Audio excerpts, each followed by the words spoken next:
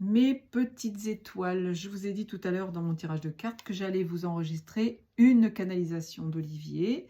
Alors, il faut savoir que pendant l'été, Olivier avait prévenu qu'il allait s'arrêter de faire des canalisations parce ils avaient estimé que tout avait été dit. Sauf que je pense que beaucoup de gens n'ont pas lu toutes ces canalisations, n'ont pas écouté ce qui s'y disait, parce que tout simplement ça vient de l'autre côté du voile et beaucoup de gens n'ont pas encore compris ce qui se passait de l'autre côté. Donc un matin je me lève et on me dit, la petite voix, vous savez, mon intuition, la petite voix intérieure qui me dit: Fabi, va sur le site de Jean, va sur le site de Jean. Et je disais: mais non, Jean il n'a pas mis de vidéo en ligne puisque son fils a fait une petite pause. Et je suis allée voir. Et effectivement, il y avait 4 canalisations qui étaient en ligne.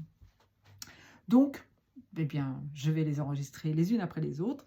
Et je reviens donc sur celle du 5 août 2025 et qu'on appelle infection perverse. Est-ce qu'on ne va pas nous parler des pervers narcissiques par hasard? À voir. À l'instar du mensonge dégoulinant de toutes les strates de votre société, son cousin pervers n'est pas en reste et s'active hardiment. L'un n'allant d'ailleurs pas sans l'autre, c'est un couple infernal que tout individu sain d'esprit et de bonne pensée doit quotidiennement affronter. Proche ou plus distante, son action nocive atteint violemment l'organe le plus sensible de votre être. Oui, votre âme est en souffrance dès que se déverse sur vous un flot immoral, ininterrompu d'immondices et d'insultes. Abattu, blessé, humilié, vous résistez tant bien que mal aux assauts du malin, qui se plaît à revendiquer cette paternité. En effet, toute pathologie induisant mensonge, méchanceté, cruauté et autres actes nuisibles gratuits est toujours l'œuvre de Satan. Le malin sait choisir ses instruments pour arriver à ses fins, mais n'est jamais fidèle en amitié. C'est un leurre de le croire.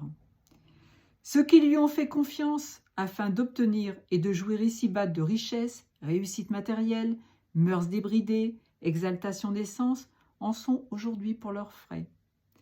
Ces serviteurs inconscients misant sur le court terme et bien sûr le néant hurleront de douleur pour longtemps. Est-ce cela votre souhait ou la félicité? Dans l'interrogation. Il ne tient qu'à vous de construire dès maintenant votre future vie dans l'au-delà. Il me plaît de répéter aux sourds et aveugles de l'âme que l'opposant au maître des cieux est dans de nombreux cas son allié exécutant des basses besognes. Au risque de choquer nombre de religieux enfermés dans leurs croyances incomplètes ou erronées, cette réalité s'impose à qui sait discerner et analyser lucidement toute situation dans laquelle sévit le malin. Qu'il s'agisse du contexte familial où la perversion narcissique s'exerce à l'abri du regard extérieur, ou d'actes démasqués, pervers et humiliants auxquels se livre un nombre négligeable d'individus suffisants, affamés de pouvoir et de domination, Satan s'en donne toujours à cœur joie, trop heureux de trouver des alliés qui grossissent son armée de diaboliques voyous. À propos des familles victimes d'odieux personnages baptisés pervers narcissiques, il convient pour nous d'observer leur croissance exponentielle. Bien sous tout rapport et perçus comme tels par l'environnement de ces gens, amis, confrères, relations diverses, ces individus majoritairement masculins trompent, trahissent, rabaissent, manipulent, violentent à tour de bras, sans aucun état d'âme. Et pour cause, leur conscience géométriquement variable les présente tels des anges ou des démons. Toute victime qui ne s'oppose pas à son bourreau ou n'en a pas la force devient toujours plus vulnérable et va jusqu'à trouver des circonstances atténuantes à ce dernier. Un comble qui fait souvent naître un sentiment de pitié, voire d'amour syndromique. S'ensuit inévitablement chez les victimes un sentiment de honte et d'asservissement dont l'issue est aléatoire. Partir et se libérer définitivement d'un joug physique ou psychique insupportable, ou rester et subir jouissant quelquefois d'une prison dorée. Tel est le grand dilemme ou le choix cornélien qui taraude l'esprit et la pensée des martyrs.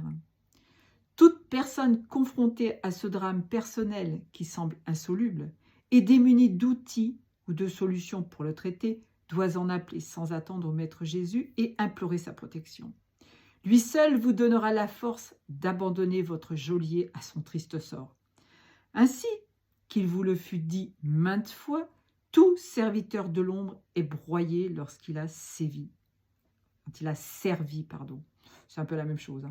Esclave de l'esprit malin, libérez-vous au plus vite et respirez à plein poumon votre liberté retrouvée. Jamais, au grand jamais, vous n'aurez à le regretter. Oui, je vous avais dit que ça allait parler de perversité narcissique. Malheureusement, beaucoup de gens traversent ce genre de situation.